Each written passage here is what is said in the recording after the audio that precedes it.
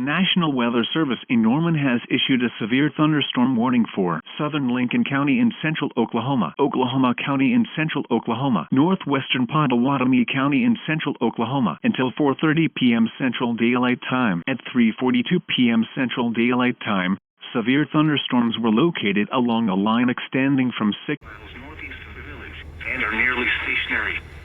Expected hazards include 60 miles an hour wind gusts and nickel-size hail. This is a radar-indicated threat. The following impacts are expected. Expect damage to roofs, siding, and trees.